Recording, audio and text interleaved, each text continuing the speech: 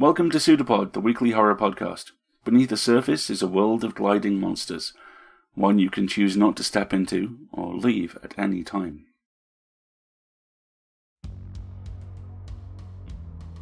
PseudoPod, episode 856 for March 10th, 2023. Them Doghead Boys by Alex Jennings. Narrated by Dominic Raburn, hosted by me, Tanya Ransom, and audio by Chelsea Davis. Hi everyone, hope you're all doing okay. I'm Tanya Ransom, your host for this week, and the host of the award-winning Nightlight Black Horror Fiction podcast, as well as the top 5 audio drama Afflicted, which is best described as Lovecraft Country meets True Blood. I'm so excited to tell you that for this week, we have Them Doghead Boys by the talented Alex Jennings.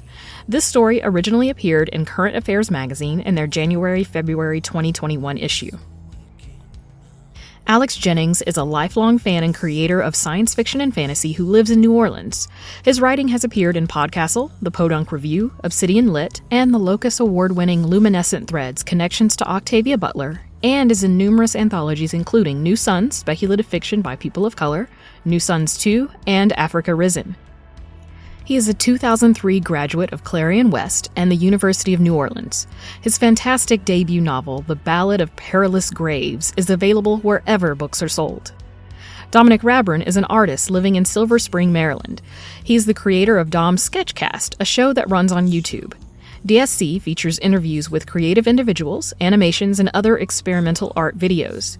You can check it out at youtube.com/GeneralDom. And now we have a story for you. And we promise you, it's true.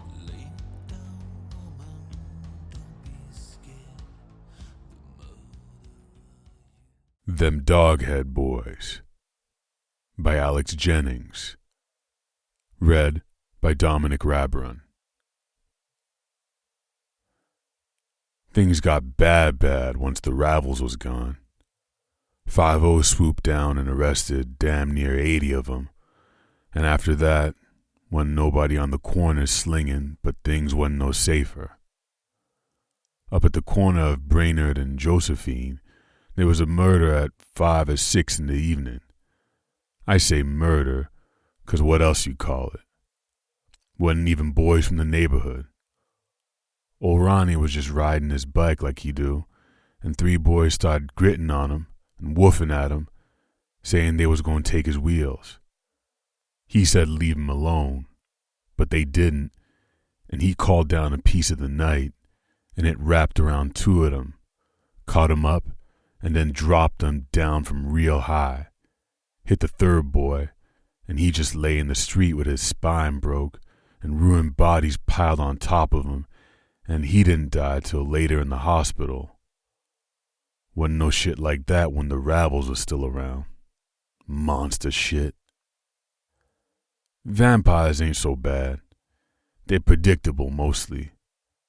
Yeah, they need blood, but they only out at night, and somebody got to give 'em permission.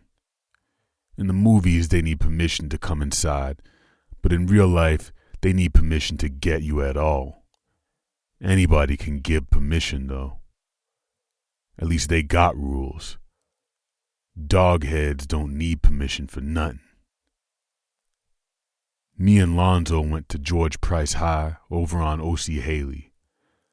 Lonzo was tall with big hands and feet, but he gangled and couldn't coordinate. He could play a little ball, but he wasn't real good. Didn't make the team. I didn't either, but I didn't try. I'm wrong, though. It wasn't that Lonzo couldn't coordinate. He was fine. He just didn't have a competitive spirit. If you blocked his shot, if you scored on his goal, he didn't care. He couldn't really pretend that a game was more than a game. He couldn't chase. We lived over on Simon Bolivar, more like brothers than neighbors. He lived next door to me and Aunt Sharon on the far side of a cream-colored double with faded red trim. It had a nice porch, and the old folks would sit out there and drink or play dominoes and talk trash. The thing about Alonzo is he had a hard time. Something about him that just got on some niggas' nerves, so they would just devil him at school. I looked out for him when I could. I was never king of my class or nothing. People respected me, especially once I started cutting hair, but wasn't nobody afraid of me or nothing. I wasn't hard. I didn't pretend to be. Nobody made it their business to be on Lonzo all the time, but sometimes Rel Howard or somebody would smack his books out his hands or throw his book sack in the dirty shower water after gym. That kind of shit. You know how sometimes somebody mess with you and then you mess back a little bit maybe, or you let him know you too much trouble to keep fucking with and he back down and you forget about it because it wasn't really nothing? Well, Lonzo couldn't do that. Grown folks would tell him, roll it off your back. But every time wasn't just its own little happening. It was, each little incident was connected, I guess, with the one before and the one after, so they were sort of all stitched together, contiguous, like one of my Aunt Sharon's quilts she makes. He couldn't just let shit go. But that sounds like he held on to shit on purpose, which ain't the case. He wasn't bitter, you know? He just remembered. You could see it in his eyes and the way his throat worked when he bent to pick up his things. Rel was harmless, though, I thought, and just liked to have somebody to threaten when he felt small. It must be hard feeling like you ain't got no control over nothing. So the Ravels got, and at first things was quiet. That year, there wasn't even no fireworks at New Year's. The quiet was all tense at first, but then the longer it went on, it was like it relaxed. Or it didn't relax, but you thought maybe you was wrong, and just nothing was happening and things was fine. Even after that shit with Ronnie.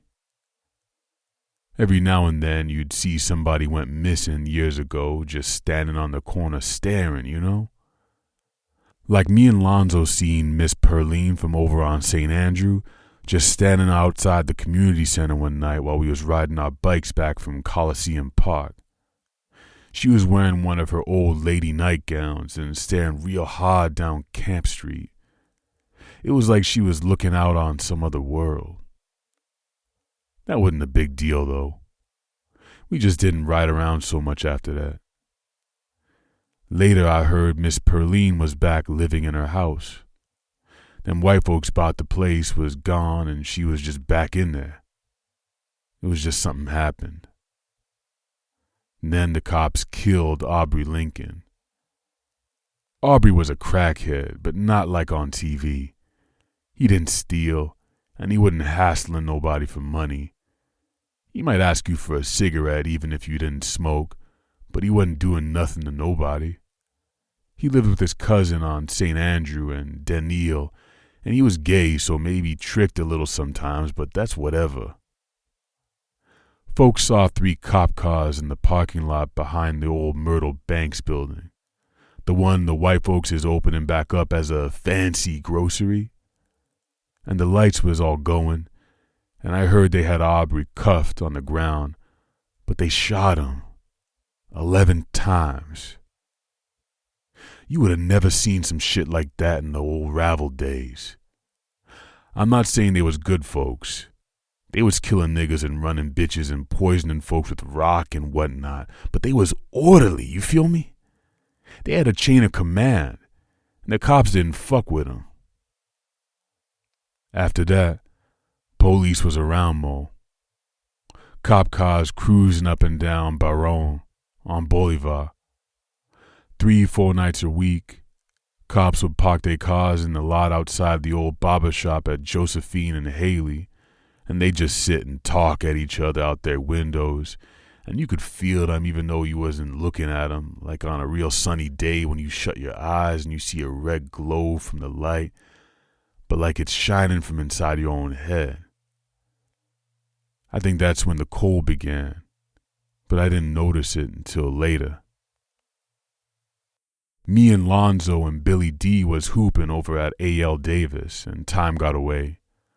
All of a sudden, it was full dark and we had to go. Wasn't nothing had happened for a few weeks, what with all the police all over. didn't even see no dead folks or nothing.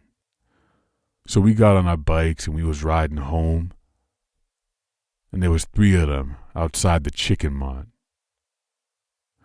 One had on an old leather jacket from De La Salle, even though it was nice out.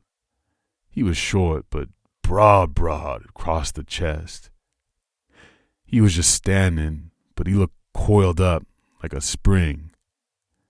His head was a mix of dogs.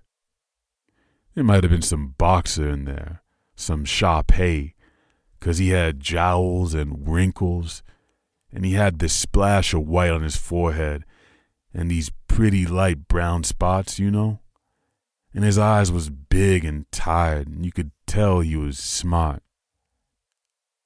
The one on his right was a Doberman. He wore some ripped jeans and a diagonal striped polo. The third was like a Rottweiler. None of them said nothing when we rode past, and I thought maybe I should speak, but everything seemed slow and I knew I would be past before I could make up my mind. You gotta speak to folks out here. It'll save your life. But they wasn't people. And then I heard Lonzo's voice from far off saying, "How y'all is?" "Beautiful, beautiful," one of them said. "Killer breeze," another one said. And I said, "Yeah, you right." And I nodded sharp with my chin like we understood each other. But we didn't. I didn't. They found the first cop that week. Officer Schreiber. He pulled up out front the barber shop, and before anybody could join him, he got yanked out his Bronco and worked on and then stuffed dead back in the passenger seat, just left there to find. I heard he was one of the cops killed Aubrey, but I also heard he wasn't even there. We was over at Aunt Sharon's for her Sunday dinner. It was me and Lonzo and Uncle Trev and Keely, and this cop knocked on the door asking questions. I watched Aunt Sharon fix her face on the way to the door. She dulled herself, made herself smaller, and like she didn't have nothing to say about nothing. So the cop knew before he asked her she didn't know. She sucked her teeth and said, "What a waste, what a waste," and hummed high in her throat like when she on the phone. The cop said, "Take my card. Get in touch if you hear anything." And as soon as she shut the door, the light came back into her face and she grunted that grunt that says, "Well, now I've heard everything," and dropped the card in the kitchen trash. "You think somebody put a vampire on him?" Lonzo said, his eyes all glossy and shining. "Nah," Aunt Sharon said. "Too much blood." Officer Harbaugh was next. Now I know he wasn't there the night Aubrey got killed, but he done some other shit. I heard him say to Ronnie at the block party, "You know, if I shot you right now, wouldn't nothing happen to me." His voice was up and light, like there wasn't nothing to it. But you know cops. They think they wear their policeness in their uniform, and when they take it off, it ain't with them. But they also know that's not true, you feel me? And Ronnie said, "I've been knowing that." And they just watched each other. I mean to say I ain't heard nothing else about him. Not like some other officers I could mention. But they found him all torn up outside the jazz market. Well, most of them. Some of him was across the street, and some more of him was about a block down. Like he was drawn and quartered like in them cowboy movies, but it wasn't neat. And that cold that only I could feel. Not cold like the seasons turning. Like I had this feeling of the sun going down even though it was in the middle of the day. Like the lights never came all the way on anymore.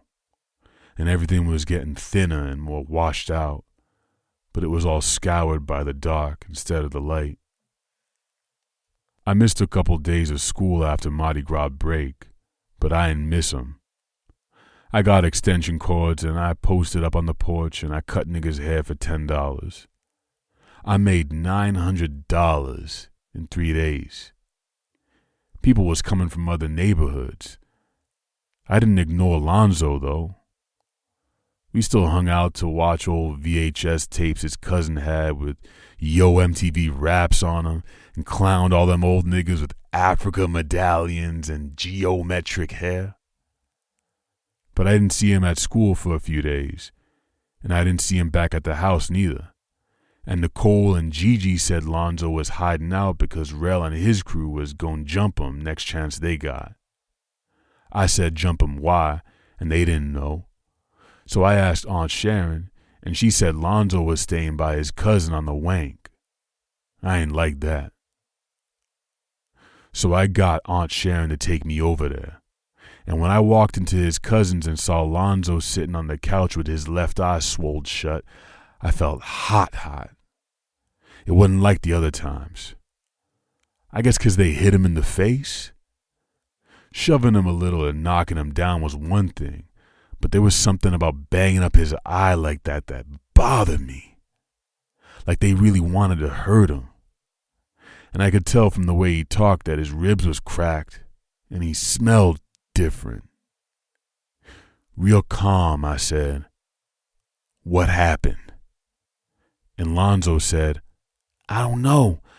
I was crossing the parking lot at Church's after I got off the bus. Somebody hit me in the back of the head. They grabbed me and then Rel hit me in the face and kicked me." I couldn't feel the look on my face, but Lonzo flinched. "Don't do nothing, though," he said. I decided I'd just find out Rel's side and maybe take it into account. I knew what I wanted to do, but I knew it was wrong too.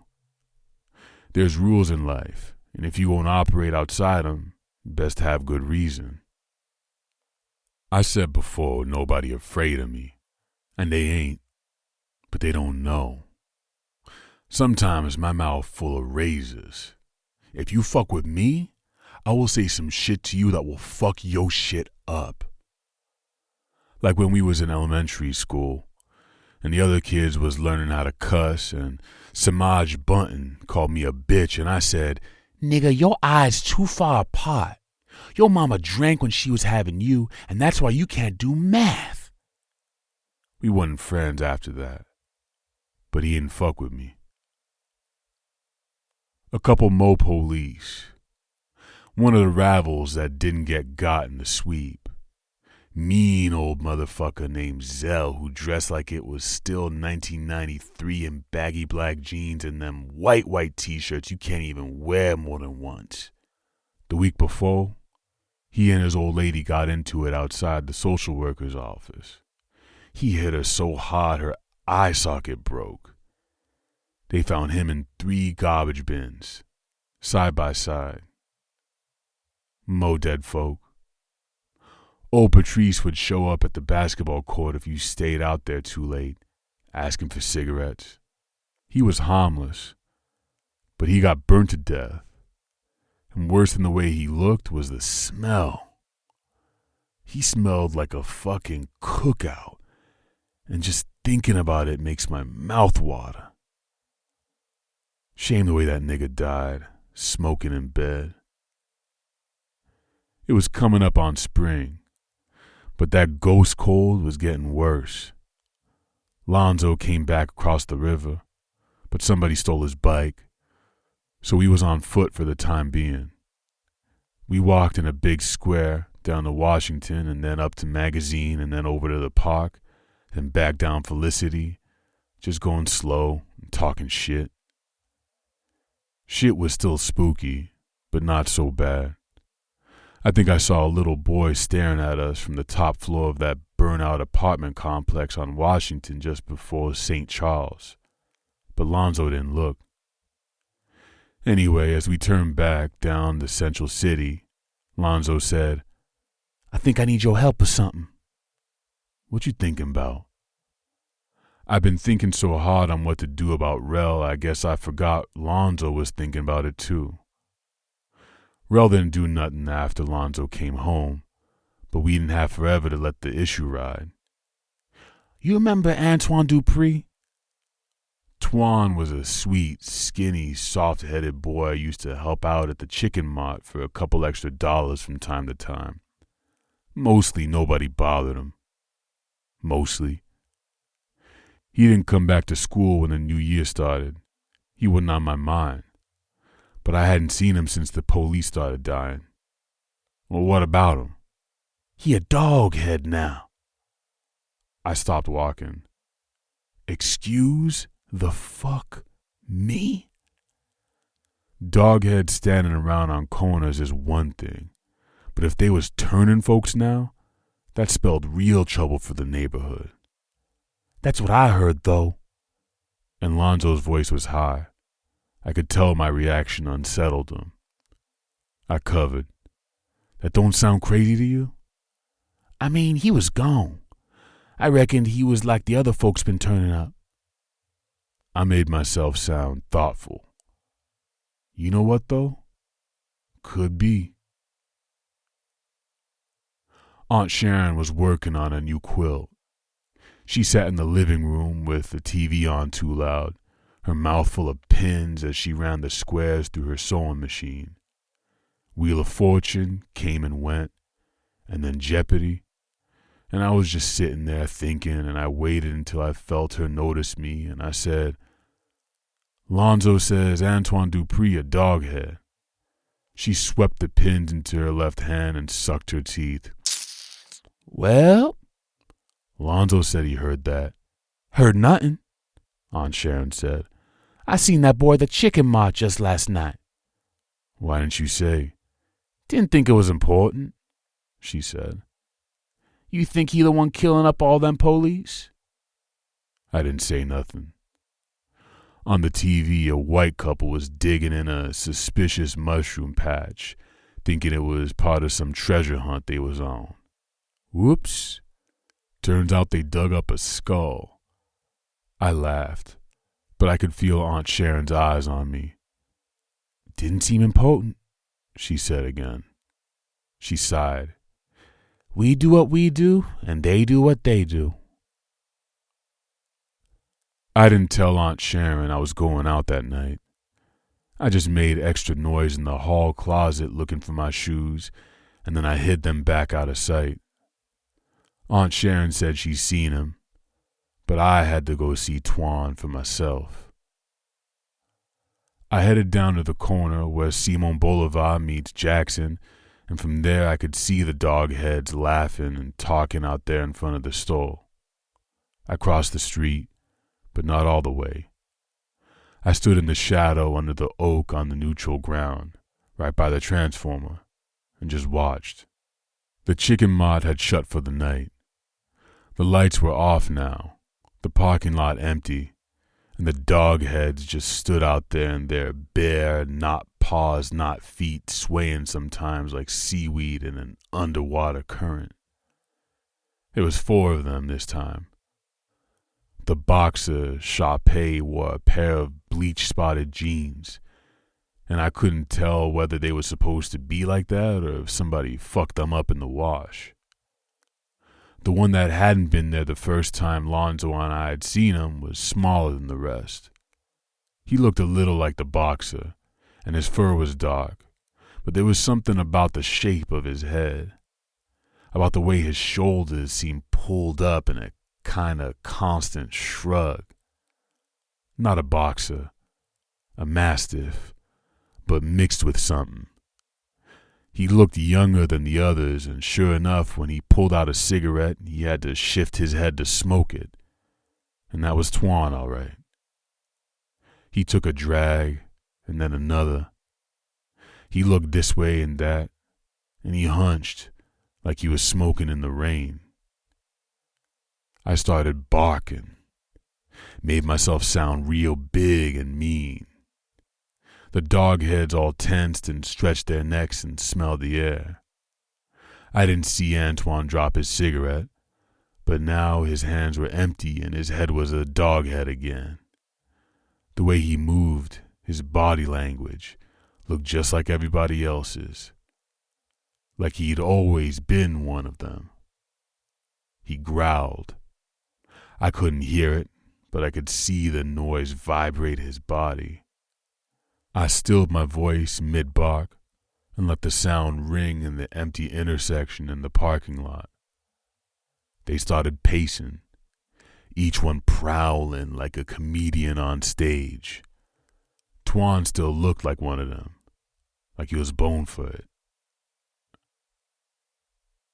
Eventually, Twan broke off from the group and jogged across Jackson toward that old warehouse-type thing without walls where they be selling fruit on the weekends. He didn't look in my direction. Instead, he turned up toward St. Charles and shifted human again. He swung his legs out some when he ran. We used to make fun of him for that when he first started at school with us in 3rd grade. I followed him, like I was just walking. He went all the way up to Carondelet and then cut over to St. Andrew, then came back across Baronne, then Haley. I let him walk on the right side of the street while I took the left. I knew Ronnie was there before I seen him.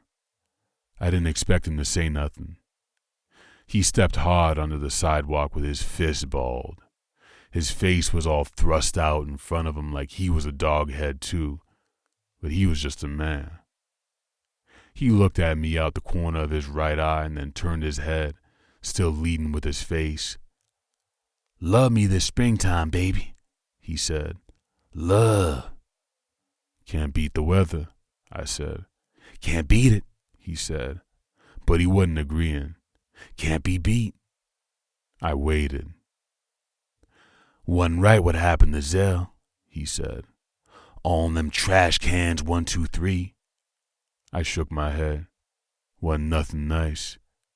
He was kin to me. I forgot about Twan. He was what? He was kin. A word? I said.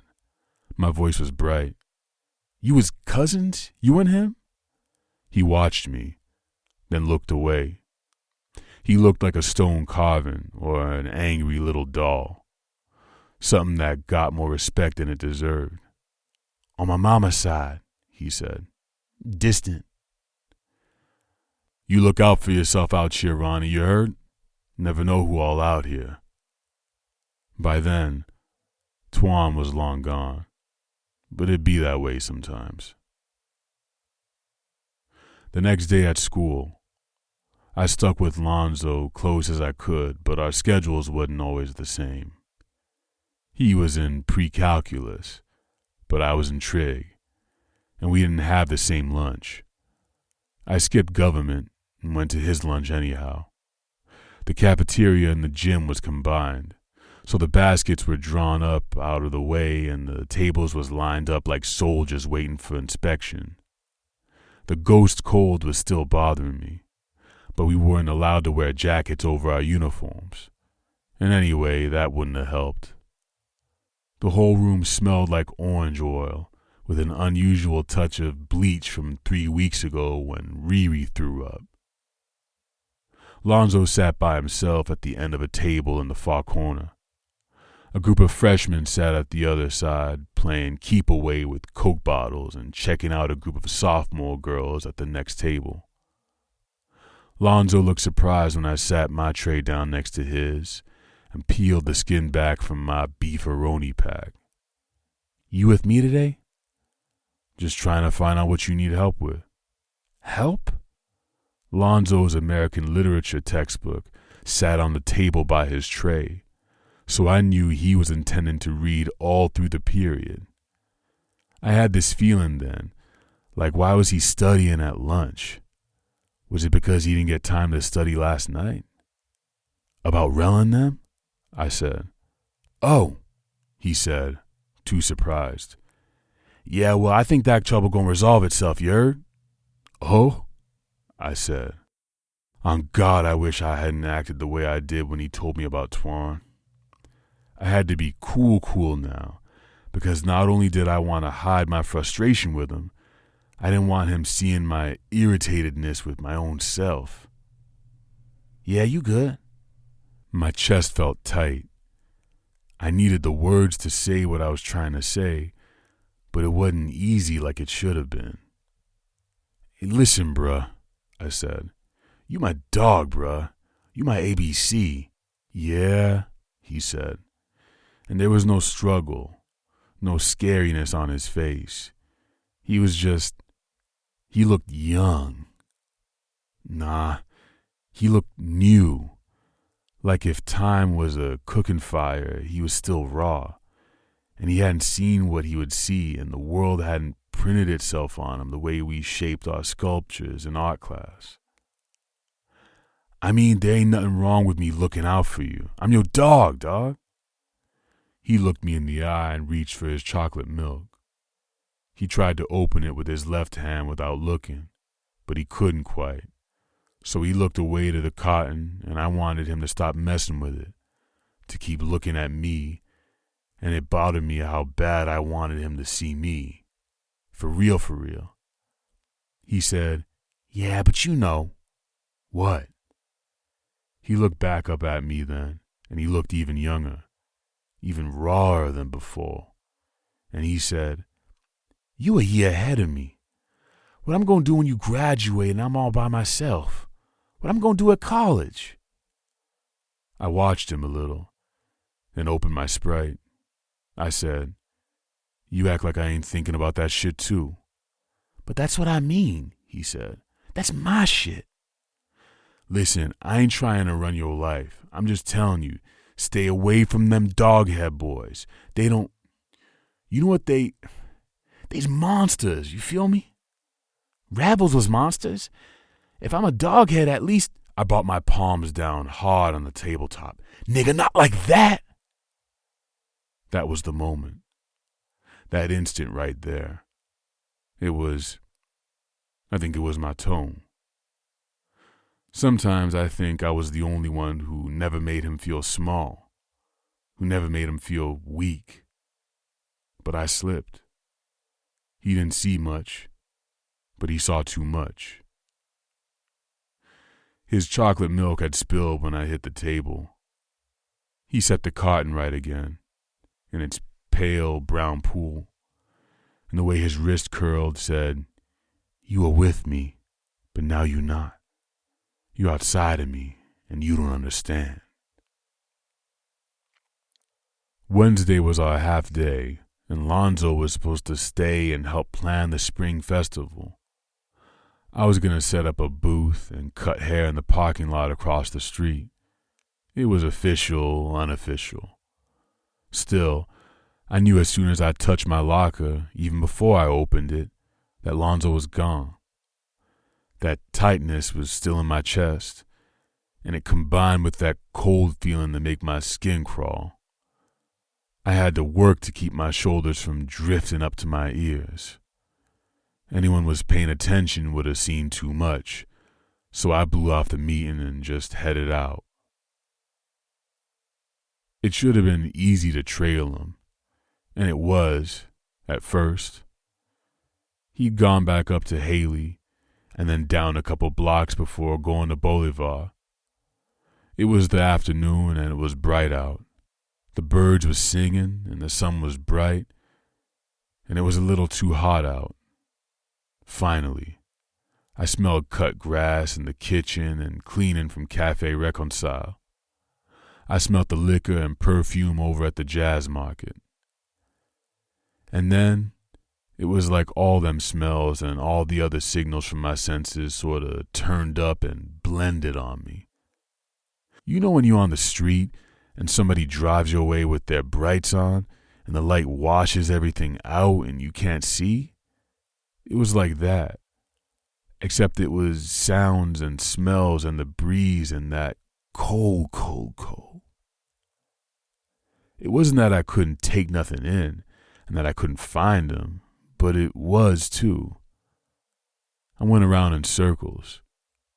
I went places Lonzo hadn't been in days and days, and every time felt like now, just now. And that ain't right. I think that's how it happened. I went around in circles, for blocks and blocks, winding in a sort of cornered spiral. Whenever someone spoke to me, I said, "You seen Lonzo?" And if they said no, I just kept walking like I ain't have no manners. When the dark started to come on, I could pass his smell again. The scent of the cologne his uncle gave him for Christmas, and his blood underneath, bright and a little sweaty from where the sun touched his bare arms and legs and the hollows of his neck. That's how I found him. I went back up St. Anne, even though I'd already gone up past that place we call Zombie House because it looked all abandoned like a house in a zombie movie, but it was also a home that would just not lay down and die. I went in the back, and I found him on the dirty floor. My eyes almost wouldn't have recognized him, and his smell was all wrong too, but that cologne was still there, and a sort of echo in him. He looked, it's bad when somebody gets stuck between.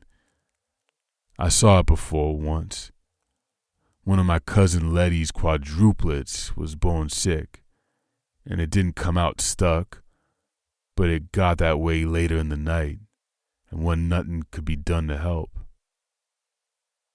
That was the worst thing. Its eyes were calm like it knew it was happening, like it understood. If the eyes had been lost or crazy with pain or anything else maybe, it wouldn't have been so bad.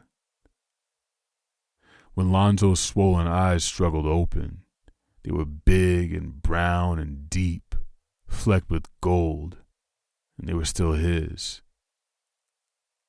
His mouth was all wet and ruined and red, where his new teeth half split his gums. I was all shaky, but sometimes when there's trouble, you ain't got time to just stand around feeling shit, so I didn't. He was lying on the dirty floor in a pool of his own blood and shit and piss and whatnot, and the bite on his arm stank like disease. I said, "Why wouldn't you listen to me? I tried to tell you, and why didn't you just fucking listen?" I almost lost it. I almost came apart then, but I didn't. I killed him quick so he wouldn't suffer. But I didn't go crazy. I didn't go crazy until after. Maybe I wouldn't have done what I did if one of them had stayed with him.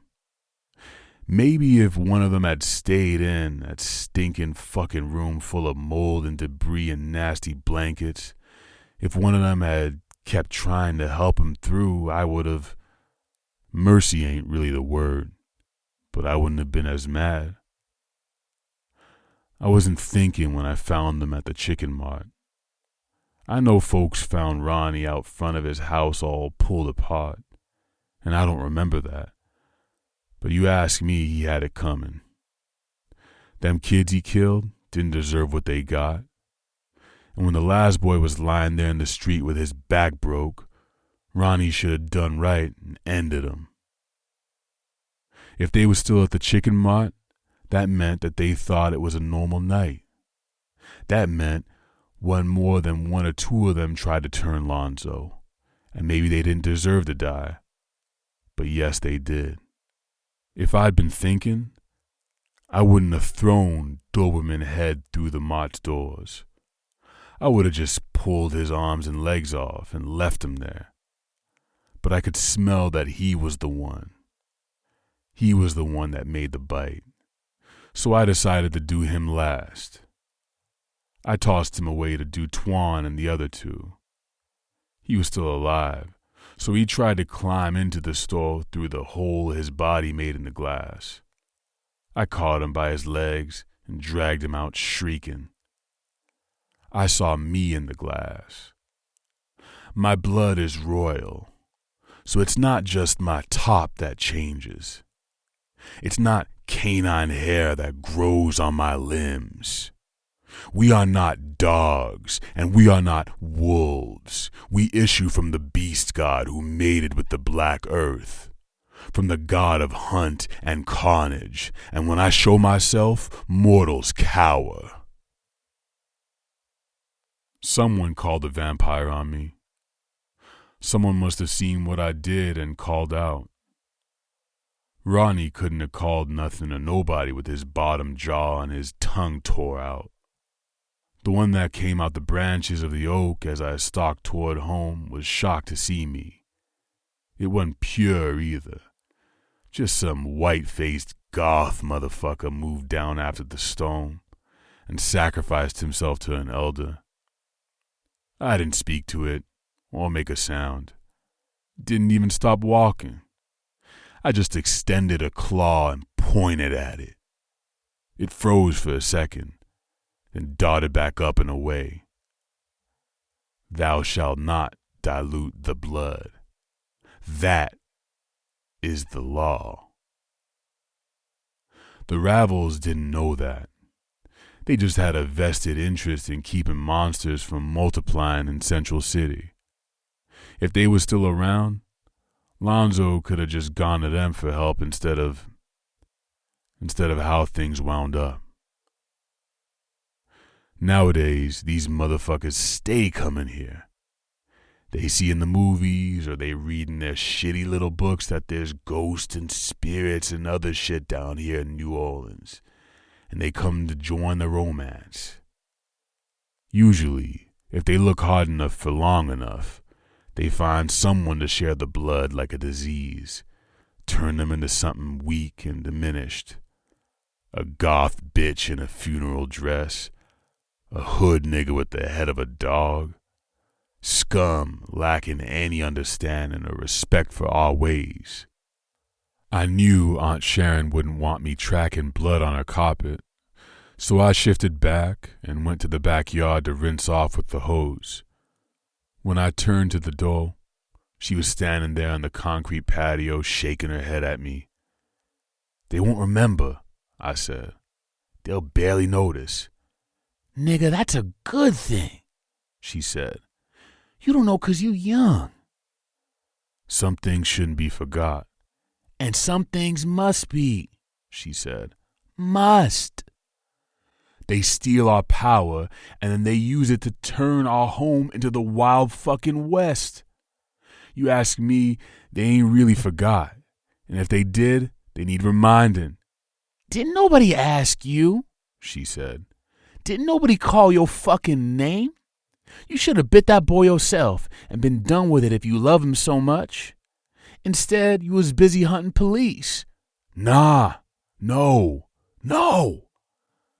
I knew the whole time I was standing there naked, but now I felt it. I felt seen in a way I'd been taught never to allow. "You wrong for that, Aunt Sharon. You wrong. I ain't never heard nobody ain't had it coming.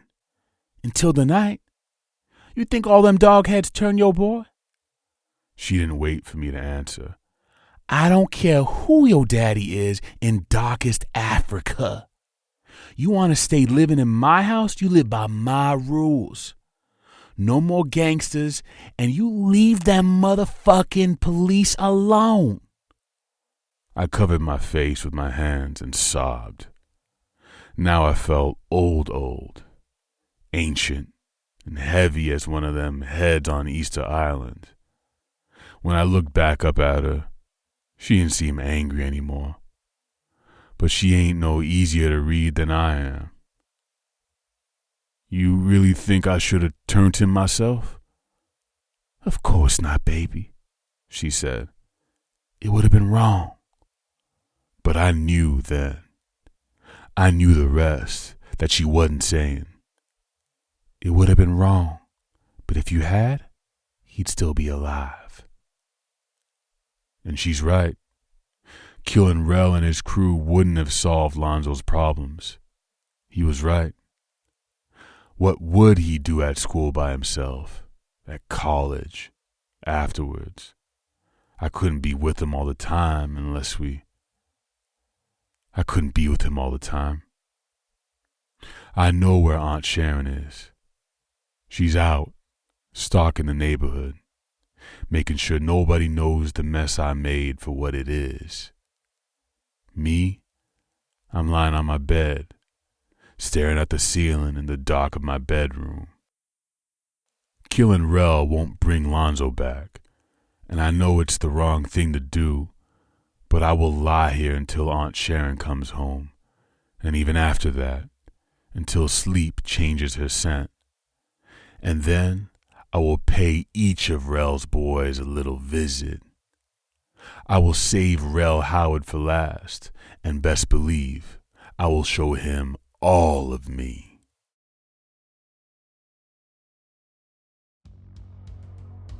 Well done. You've survived another story. Alex Jennings is probably one of my favorite new writers, and Them Doghead Boys is no exception.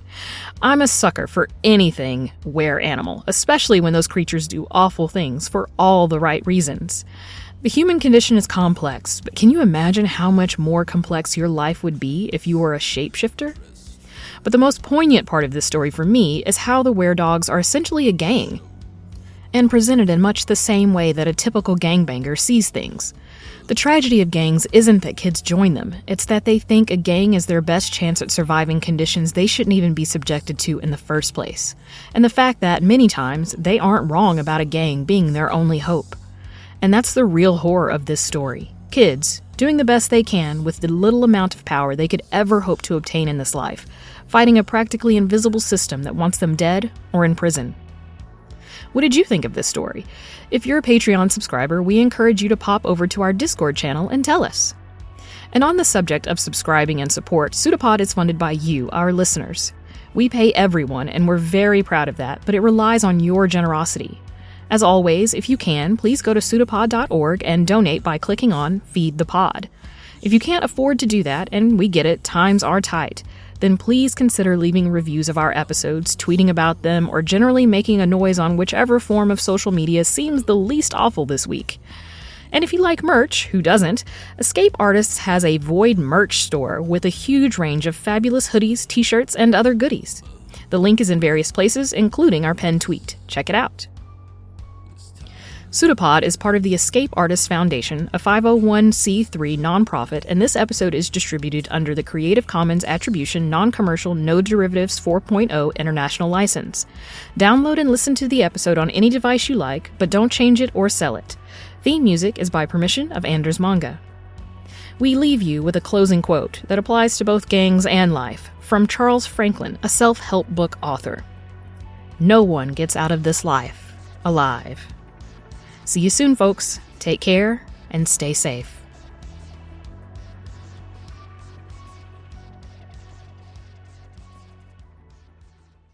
An arm appeared from nowhere on the shape, seemingly projected like the pseudopod of a protozoan. It's a pseudopod. It's a big foot.